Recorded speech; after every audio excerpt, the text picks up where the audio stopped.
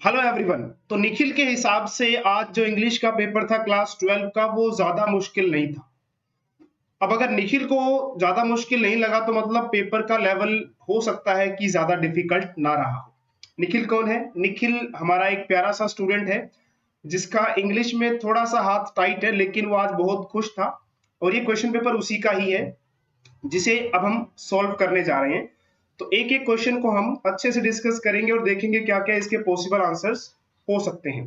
शुरुआत करेंगे हम सेक्शन ए से, जो कि रीडिंग स्किल्स वाला था। तो पैसेज तो ज्यादा मुश्किल था नहीं, अगर आप देखें इसे आसानी से इसे पढ़कर आप समझ सकते थे। लेकिन पिछले कुछ सालों में पैसेज ऐसे आया करता था कि उस पैसेज को समझना ही मुश्किल हो जाता था। चलिए आते हैं क्वेश्चन आंसर्स पर। तो फर्स्ट वाले क्वेश्चन में पूछा गया है कि पैराग्राफ 1 के हिसाब से कौन से ऐसे कंपोनेंट्स हैं जो अर्बन हेज को बनाते हैं। तो इसका आंसर देखिए, पैराग्राफ 1 में आपको आसानी से मिल जाएगा। तो यहां से इसका आंसर आप लिख सकते थे, ये देखिए, जैसे PM 2.5, PM 10 कुछ पर्टिकुलेट मैटर्स के बारे में बताया गया है, नाइट्रोजन डाइऑक्साइड, सल्फर डाइऑक्साइड। तो यहां से आपको इसका आंसर लिखना था। बात करते हैं सेकंड क्वेश्चन की।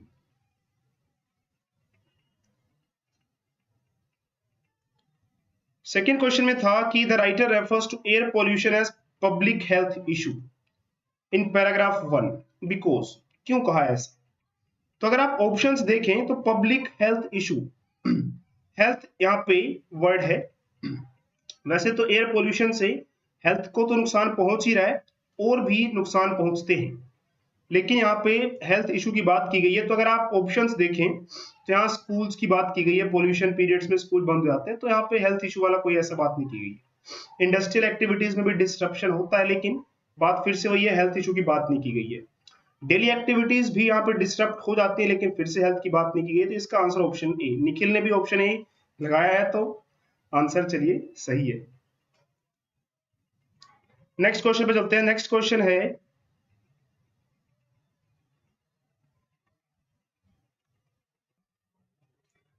तो पीडीएफ में थोड़ी सी खराबी आ गई थी। चलिए वापस आते हैं अपने थर्ड क्वेश्चन पे। तो आपको इस एनालॉजी को कंप्लीट करना था। तो ब्लैंकेट, कवर। तो ब्लैंकेट का काम क्या है? कवर करना। तो ब्लैंकेट ढकना, कवर का मतलब भी ढकना, तो एक जैसे वर्ड्स लग रहे हैं। तो एक्सटेंडेड,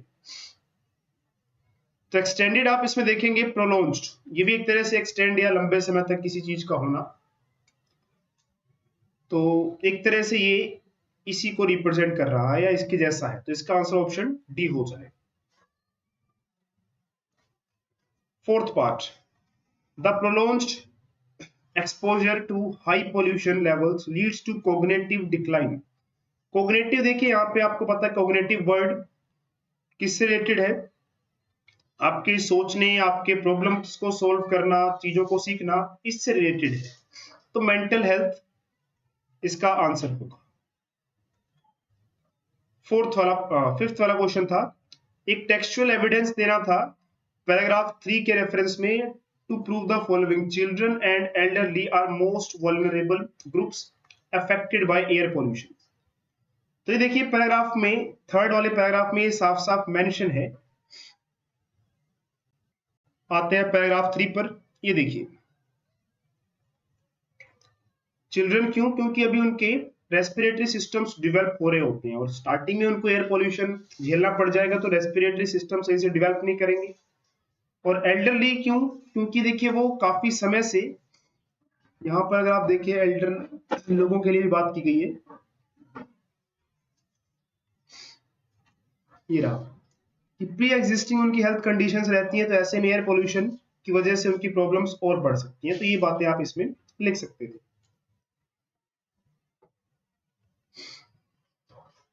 नेक्स्ट क्वेश्चन था, तो suitably within one advantage with reference to paragraph 4 implementing stricter emission norms for vehicles can help। अगर देखिए व्हीकल्स के लिए स्ट्रिक्टर एमिशन नॉर्म्स लागू करते हैं तो क्या होगा? एयर पोल्यूशन कम हो जाएगा। तो can help to reduce air pollution, ऐसा कुछ यहाँ पे लिखना था। assess the potential challenges and benefits of promoting public transportation as a solution to air pollution. देखिए अगर लोग पब्लिक ट्रांसपोर्टेशन यूज करते हैं तो आपको पता है कि पब्लिक ट्रांसपोर्टेशन यूज करने से एयर पोल्यूशन घटेगा, क्योंकि तब प्राइवेट व्हीकल्स कम चलेंगे, कम एमिशन होगा। लेकिन इसके फायदे भी है, नुकसान भी। देखिए दोनों आपको बताने थे कि पोटेंशियल चैलेंजेस क्या है और बेनिफिट्स क्या है। बेनिफिट्स तो जैसे आपको बता दिया एयर पोल्यूशन कम होगा, लेकिन कुछ पोटेंशियल चैलेंजेस है, क्योंकि हर जगह पब्लिक ट्रांसपोर्ट यूज नहीं किया जा सकता। इमरजेंसी में कई बार पब्लिक ट्रांसपोर्ट मिलना मुश्किल होता है। इसके अलावा आप ये कह सकते हैं कि पब्लिक ट्रांसपोर्ट हमेशा अवेलेबल भी नहीं रहता, इतना अभी डेवलपमेंट हो नहीं पाया है कंट्री में, तो मुश्किल है पूरा का पूरा ऐसा इंफ्रास्ट्रक्चर तैयार करना जहां पे सिर्फ लोग पब्लिक इंफ्रास्ट्रक्चर ही यूज करें। तो ऐसी बातें आप लिखते हैं आप।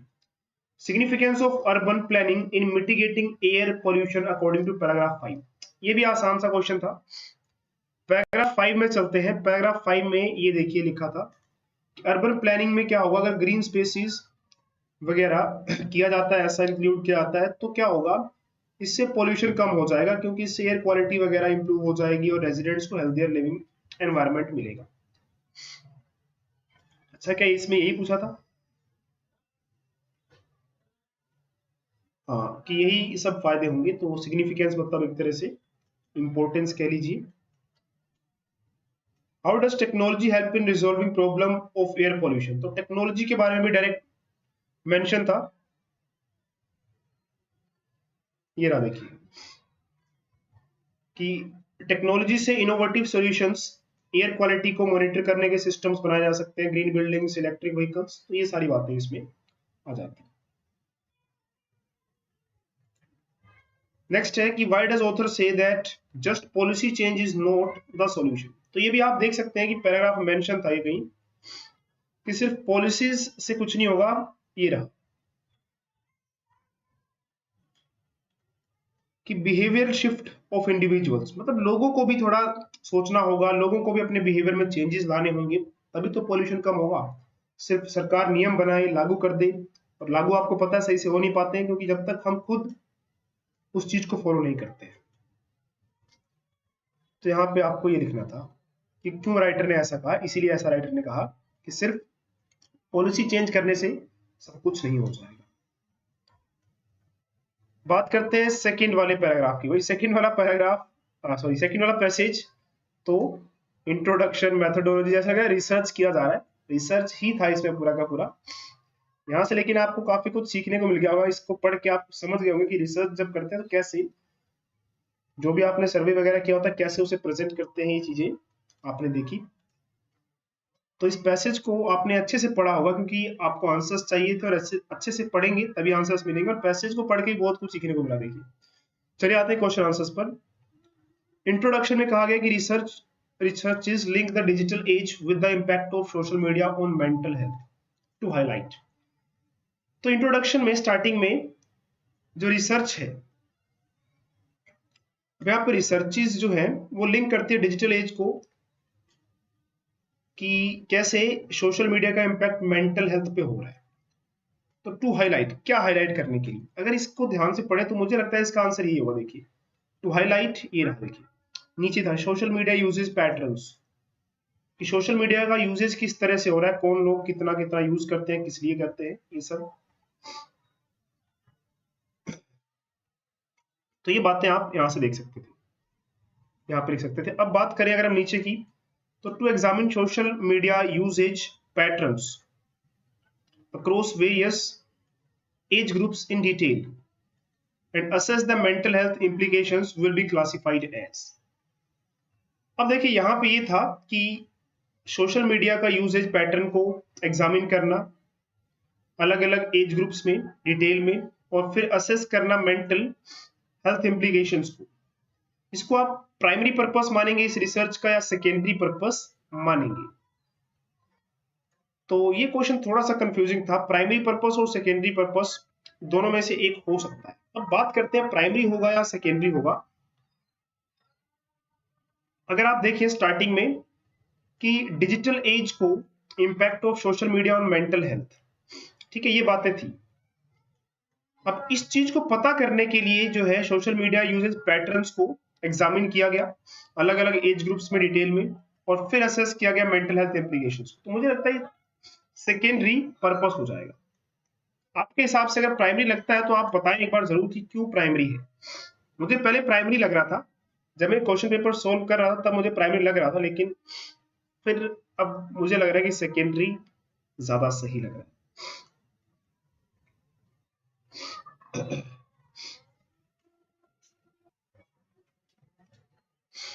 चलिए नेक्स्ट क्वेश्चन पे चलते हैं। Give two key points to support why it is likely that social media usage was a key factor in the study of mental health. तो आपको यहाँ पे 2 पॉइंट्स बताने थे कि सोशल मीडिया यूजेज जो है ये की फैक्टर है जब हम मेंटल हेल्थ को स्टडी कर रहे हैं।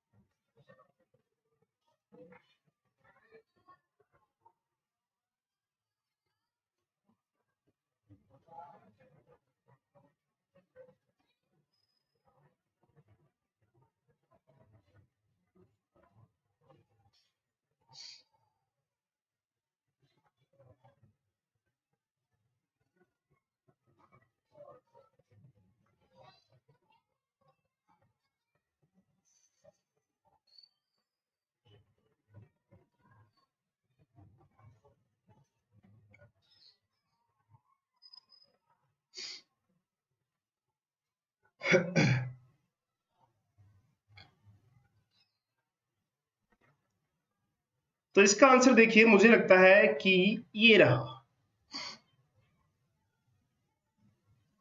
यहां पे कहा गया कि सोशल मीडिया इमोशनली और साइकोलॉजिकली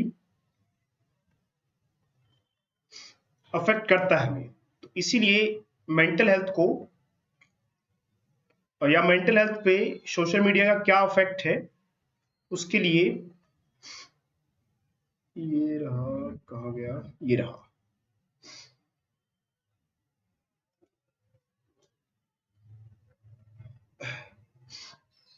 तो ये इमोशनल और साइकोलॉजिकल इफेक्ट्स, ये 2 पॉइंट्स थे जो ये बताते हैं कि हाँ भाई सोशल मीडिया का इफेक्ट मेंटल हेल्थ पे है। चलते हैं क्वेश्चन नंबर।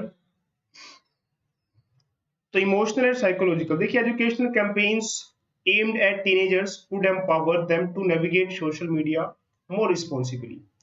तो ये कैसा इफेक्ट है ये आपको बताना है। तो एक तरह से या नीचे वाला देख सकते हैं आप, support groups for seniors can enhance there digital literacy and reduces feelings of loneliness. तो ये देखिए यहाँ पे लोनलीनेस फीलिंग्स की बात वगैरह हो रही है, तो यहाँ पे ये वाला पार्ट इमोशनल हो जाएगा और ये साइकोलॉजिकल, कि जो स्टूडेंट्स हैं उनको समझाना है, उनकी साइकोलॉजी थोड़ी सी बदलनी है कि भाई सोशल मीडिया को रिस्पॉन्सिबल यूज करो। तो साइकोलॉजी के लिए पी भी आता है ना, पी साइलेंट होता है। तो नेक्स्ट क्वेश्चन पर चलते हैं। नेक्स्ट क्वेश्चन था, ये देखिए एक पैराग्राफ के अंदर एक और पैराग्राफ, पैसेज के अंदर एक और छोटा सा ये पैराग्राफ बनाया गया था। देखिए पैसेज तो इजी था, लेकिन क्वेश्चन जिस हिसाब से पूछे जा रहे हैं वो थोड़ा सा मुझे लग रहा है उसका लेवल बढ़ाया गया है। हाँ, तो यहाँ पे राहुल था, वो क्या करता है late night hours social media पे, ताकि वो लेटेस्ट अपडेट्स को मिस ना करे। और रजनीश है, वो मैनी आवर्स स्पेंड करता है पीयर प्रेशर की वजह से। और जो क्लोज फ्रेंड डॉक्टर शर्मा है, वो नियर एंड डियर वंस के लिए, के साथ कनेक्टेड रहने के लिए सोशल मीडिया का यूज करते हैं। अब इसका आंसर कहाँ था, देखिए इसका आंसर यहाँ था। पीयर प्रेशर वाले कौन है, टीनेजर, ये मिसिंग आउट, अपडेट्स मिस ना हो जाए, तो ये कौन हो गए, यंग एडल्ट्स। और लोनलीनेस या फिर कनेक्शन के लिए, आपस में कनेक्टेड रहे उसके लिए सोशल मीडिया का यूज कौन करता है, सीनियर्स। तो ये हो गए हमारे राहुल थे शायद, या आप समझ गए होंगे अब टीनेजर्स। हाँ तो doctor Sharma near and dear ones के साथ कनेक्टेड रहने के लिए यूज करते हैं, तो वो हो गए किस में आ जाएंगे, वो सीनियर में आ जाएंगे। तो ये देखिए डॉक्टर शर्मा सीनियर हो गए, और राहुल यंग अडल्ट में आएगा, क्योंकि राहुल जो है वो लेटेस्ट अपडेट्स मिस ना करते इसलिए वो यूज करता है। और रजनीश बहुत सारे आवर्स स्पेंड करता है सोशल मीडिया में, पीयर प्रेशर, तो ये टीनेजर में आ जाएगी। तो ऑप्शन डी। नेक्स्ट है, what is the average daily usage of social media highest among teenagers, why, क्यों है ऐसा। तो इसका रीजन तो आप यही देख सकते हैं।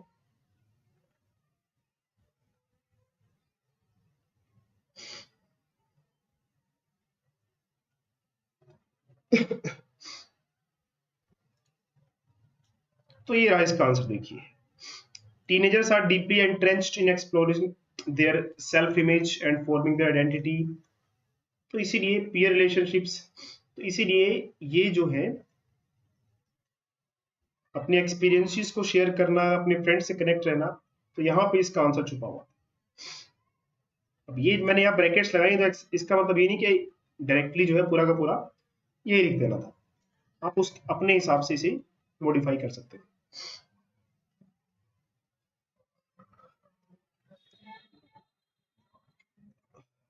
पैराग्राफ 5 में कहा था कि how targeted interventions based on diverse effects of social media on different age groups can lead to improved mental health outcomes. तो ये डायरेक्ट क्वेश्चन था और इसका आंसर देखिए आप मिल जाता।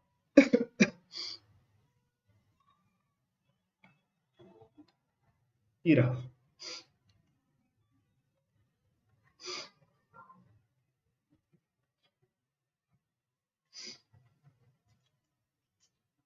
एजुकेशनल कैंपेन्स कर सकते हैं जिससे सोशल मीडिया का रिस्पॉन्सिबली यूज हो टीनेजर्स द्वारा, और सीनियर्स जो है उनको उनकी डिजिटल लिटरेसी बढ़ा सकते हैं, और फीलिंग ऑफ लोनलीनेस कम हो जाएगी जब वो कनेक्टेड रहेंगे अपने डियर एंड नियर वंस के साथ, बातचीत होती रहेगी, तो फिर उनमें वो अकेलापन की फीलिंग नहीं होगी।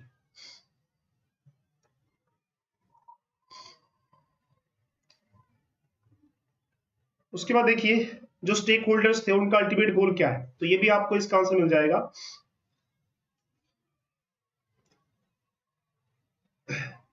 बिल्ड हेल्थियर ऑनलाइन कम्युनिटीज, इसका आंसर भी डायरेक्टली पैराग्राफ में इस पैसेज में यहाँ पे देखिए मेंशन था। Stakeholders can collaboratively work towards building healthier online communities।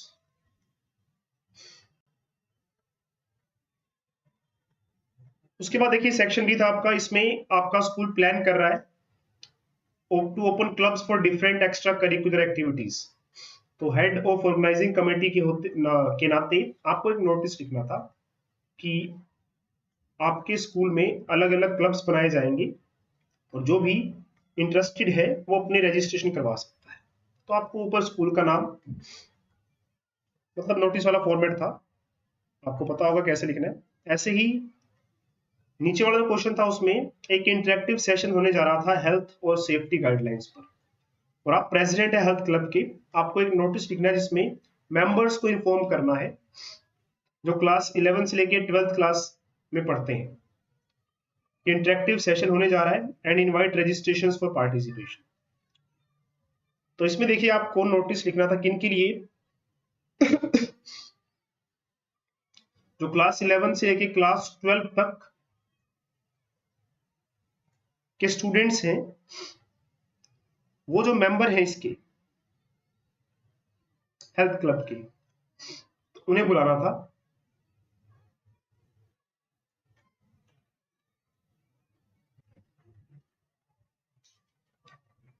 Next था देखिए इनविटेशन। तो इसमें कहा गया था कि आप कैरियर मेला आपका स्कूल कैरियर मेला ऑर्गेनाइज कर रहा है और आप प्रेसिडेंट है career guidance and counselling club की।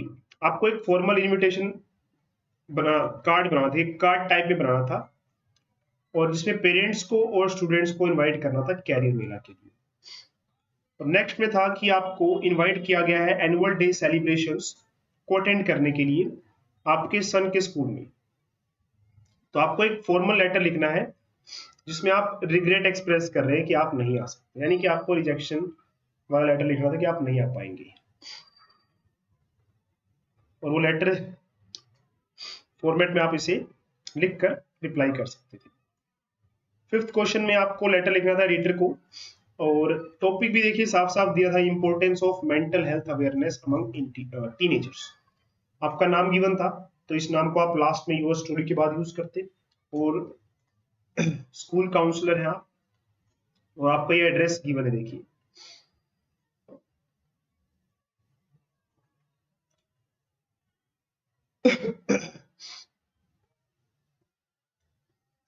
तो इन सब का यूज करके आपको लेटर लिखना था। इसके अलावा देखिए पॉइंट्स भी गिवन थे आपको, what are the mental health issues among teenagers. तो इन पॉइंट्स का यूज करके आपके लिए थोड़ा सा क्वेश्चन ये इजी कर दिया गया था। हाँ, एक बात और कि इस क्वेश्चन को अगर आप ध्यान से देखें तो स्कूल काउंसलर वर्ड यूज किया गया, तो इसको भी लेटर में कहीं ना कहीं आपने जगह जरूर देनी थी। मतलब जो चीजें आप मेंशन है, एड्रेस, नेम, बाकी टॉपिक तो है ही है, तो इनको कहीं ना कहीं एडजस्ट करना जरूर था। नेक्स्ट था कि आपको नेम गिवन था, आपका एड्रेस गिवन था, और आपने एडवर्टाइजमेंट पढ़ा और आप मार्केटिंग एग्जीक्यूटिव की पोस्ट के लिए अप्लाई करना चाहते हैं। तो जॉब एप्लीकेशन लिखनी थी, एक कंपनी का नाम हो गया, और ये कंपनी के डायरेक्टर को लिखना था देखिए यहाँ पे, और ये कंपनी का नाम हो गया और ये एड्रेस हो गया। तो ये सब बातें यहाँ से आप देखकर इसे लिख सकते थे। और नेक्स्ट में आपको रिपोर्ट लिखनी थी, आपको नेम गिवन था, क्लास आपकी गिवन थी, और मेंबर है स्कूल मैगजीन एडिटोरियल बोर्ड के। तो ये सब भी कहीं ना कहीं एडजस्ट करने थे आपको इसमें।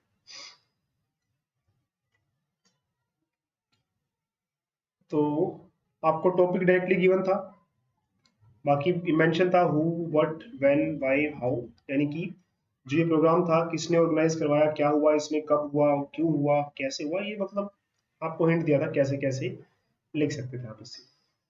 नेक्स्ट में आपको आर्टिकल गिवन था, road safety awareness among Indian youth providing examples to illustrate your points from daily life. तो यहाँ पे आप देख सकते हैं कि रोड सेफ्टी अवेयरनेस को लेकर आपको एक आर्टिकल लिखना था, आपका नेम और क्लास मेंशन थे। इसके अलावा देखिए आपको हिंट्स भी गिवन थे यहाँ पे, इनका यूज करके आप लिख सकते थे। सेक्शन सी पे आते हैं, तो ये रहा आपके पास एक स्टेंजा कि the so called victors of the wars are indifferent to the consequences of their actions. ये कौन सी लाइन एक्सप्रेस करी, देखिए ये रहा कि जो वॉर्स प्रिपेयर कर रहे हैं तो उन्हें समझना होगा कि victory with no survivors. What does the imagery of green wars not represent. तो ग्रीन वॉर्स क्या है, ग्रीन वॉर्स मतलब प्रोग्रेस के नाम पे जो इन्वायरमेंट को नुकसान पहुंचाया जा रहा है वो है, तो ये तो है, ये भी है। और सस्टेनेबल पीस ये भी एनवायरमेंट से रिलेटेड है, तो इसका आंसर हो जाएगा option B. Would put on clean clothes, यहाँ पे क्लीन क्लोथ्स का क्या मतलब है, तो क्लीन क्लोथ्स का मतलब देखिए जो भी कॉन्फ्लिक्ट्स हम क्रिएट कर रहे हैं, या फिर जो लड़ झगड़ रहे हैं, या फिर जो मेटीरियलिज्म के पीछे भाग रहे हैं, इसको शेड कर देना, इसको छोड़ देना, ये क्या है, इसका मतलब है क्लीन क्लोथ्स को पहनना। उसके बाद विक्ट्री विद नो सर्वाइवर्स, ये आयरनी है या फिर सटायर है। देखिए ये क्वेश्चन तो ऐसा पूछ लिया कि मतलब दोनों आंसर लगे जैसे, तो सटायर भी लग रहा है कि हाँ कि भाई जीत जाओगे लेकिन विद नो सर्वाइवर्स, लेकिन ज्यादातर आंसर आयरनी मुझे लग रहा है कि आयरनी है। नेक्स्ट था the poet criticise the superficial actions of those involved in conflicts, और the actions described are meant to highlight the futility and destructiveness of wars. तो पोएट क्रिटिसाइज करता है जो सुपरफिशियल एक्शन है जो कॉन्फ्लिक्ट्स में इन्वॉल्व है। तो यहाँ पे वो क्रिटिसाइज कर रहा है या नहीं कर रहा है, जो गिवन टेक्स्ट है। देखिए जो वॉर्स प्रिपेयर कर रहे हैं तो उनको बता रहा है कि भाई विक्ट्री विद नो सर्वाइवर्स, ऐसा रहेगा आपके लिए।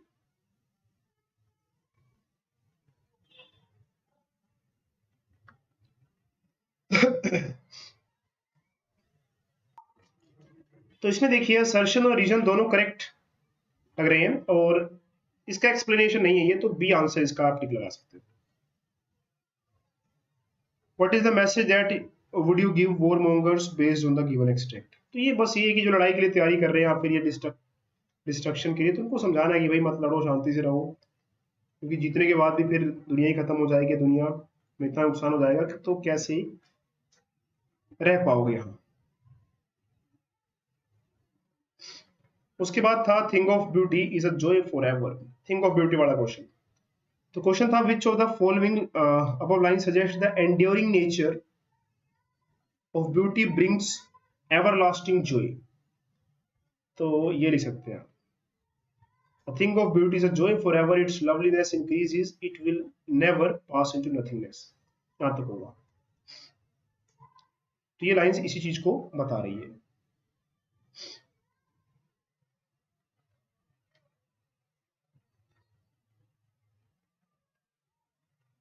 तो the phrase a bore quiet for us does not imply, अब बोर क्वाइट फॉर अस का मतलब यहाँ पे क्या है? ठंडी छाया, शांति, शांत वाला प्लेस। तो रेस्टफुल प्लेस चलेगा, पीस एंड काम चलेगा, शेल्टर एंड प्रोडक्शन ये नहीं चलेगा भाई, नॉइजी सराउंडिंग थोड़ी है। तो इसीलिए इसका answer B. Its loveliness increases, the word its मतलब किसकी लवलीनेस बढ़ती है भाई? थिंग ऑफ ब्यूटी की, तो इसका आंसर क्या है? Thing of beauty. The phrase joy forever implies the essence of beauty is a source of eternal peace and happiness। क्योंकि यहाँ पे क्या है, joy forever हमेशा खुशी देता रहेगा, और eternal का मतलब ही क्या है? ये चलता रहे, हमेशा होता रहे, हमेशा के लिए। तो assertion, the poet believes that beauty provides everlasting joy and comfort। जी हाँ बिल्कुल, assertion में poet यही विश्वास रखता है। Reason, beauty creates an environment conducive to health and wellbeing. क्यों? क्योंकि ब्यूटी देखिए एक ऐसा माहौल बनाती है जो हेल्थ और वेलबींग के लिए काफी अच्छा रहता है। तो वही रीजन भी सही दिया गया है, तो असर्शन का करेक्ट रीजन है, तो इसलिए option A. State in one sentence what would you include in your address to those who seek beauty. तो इसे बताना है कि भाई ब्यूटी हमारे लिए एक जॉय फॉरएवर की चीज है, और वो थिंग ऑफ ब्यूटी हमें या हमारी लाइफ में अलग अलग चीजें हो सकती हैं।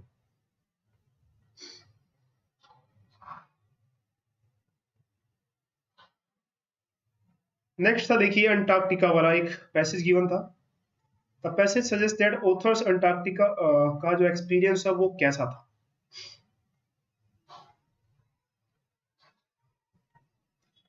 तो आप देख सकते हैं फुल ऑफ एफिफेनीस,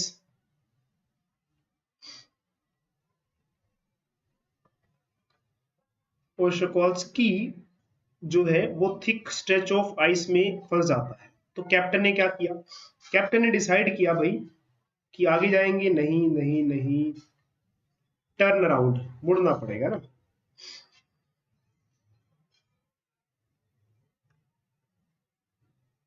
और कैप्टन ने क्या कहा, ये देखिए यहाँ पे था, कैप्टन ने कहा कि भाई सारे उतर जाओ और ओशन पे वॉक करो। तो ये बात आप लिख सकते थे। तो what happens as an epiphany, क्यों ऐसा कहा भाई? एपिफेनी का मतलब क्या है भाई? ऐसा कि एकदम से ऐसा लगे कि क्या देख लिया है, क्या हो गया है, एकदम से बदलाव। तो वो क्यों एपिफेनी कहा गया इसको एपिफेनी? तो ये देखिए यहाँ पे, जब अंटार्कटिका की बर्फ पर आप चलेंगे तो खुद आपको लगेगा कि यार ये क्या है, ये पूरा व्हाइट व्हाइट सा है। तो राइटर ने भी यही सब बातें कही है, तो इसीलिए इसको एपिफेनी कहा गया है।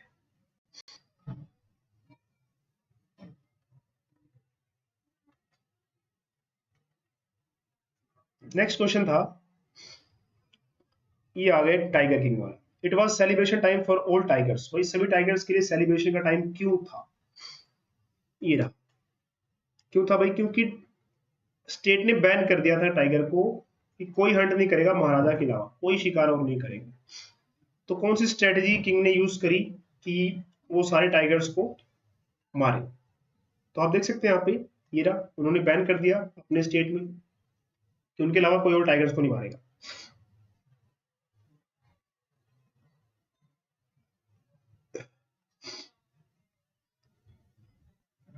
और टाइगर किंग की वो यानी कसम क्या थी भाई, तो ये क्या शो करता है कि वो डिटरमिनेंट है, टाइगर्स को मारने के लिए पक्का इरादा कर लिया कि सारे 100 के 100 मार के छोड़ेंगे वो।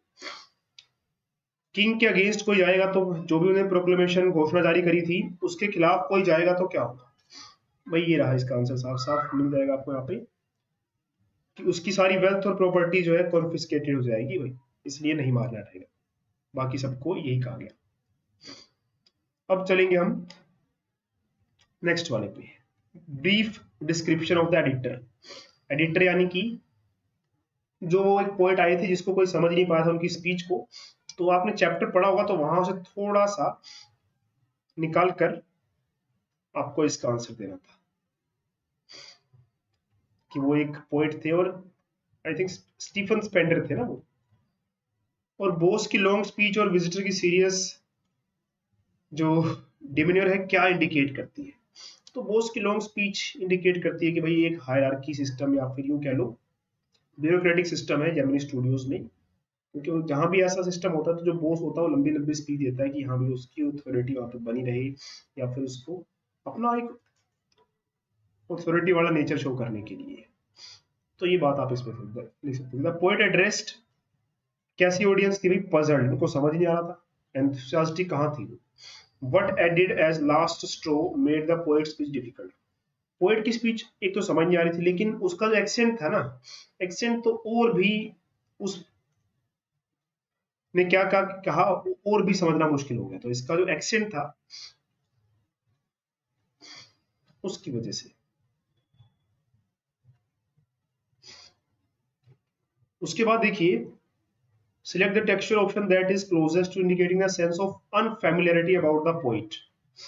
तो क्यों भाई अनफैमिलियर था, तो टोलमैन था, टोलमैन होने से थोड़ी वो अनफैमिलियर मतलब जाना पहचाना नहीं था, तो ये भी नहीं होगा।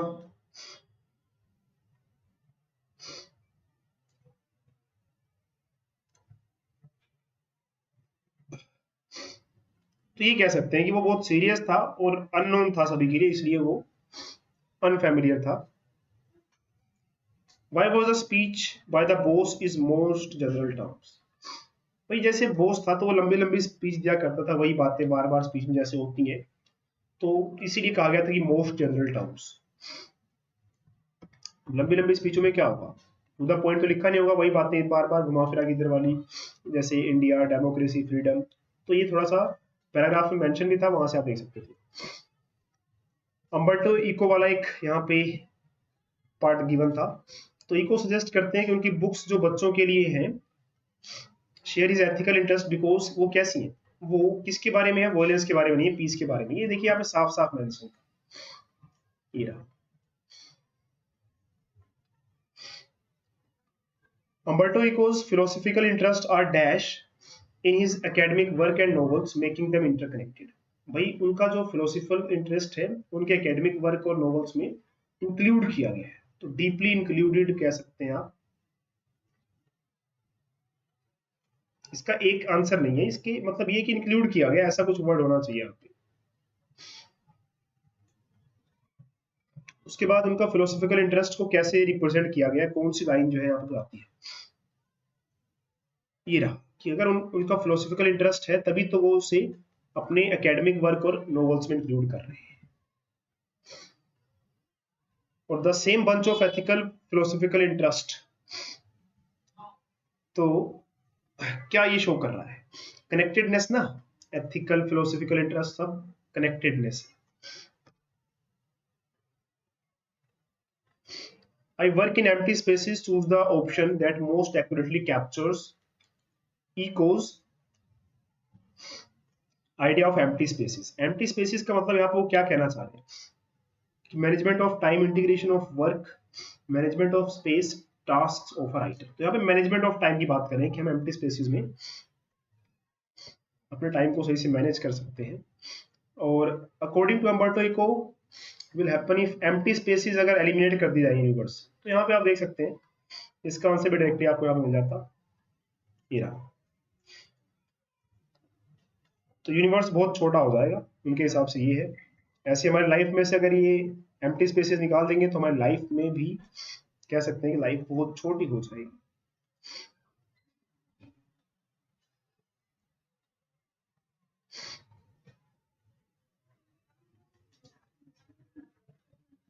उसके बाद देखिए जो क्वेश्चन आंसर्स थे वो तो डायरेक्ट क्वेश्चन आंसर्स थे। इनके आंसर्स आपके बुक में भी कुछ तो हैं, डायरेक्ट क्वेश्चंस हैं।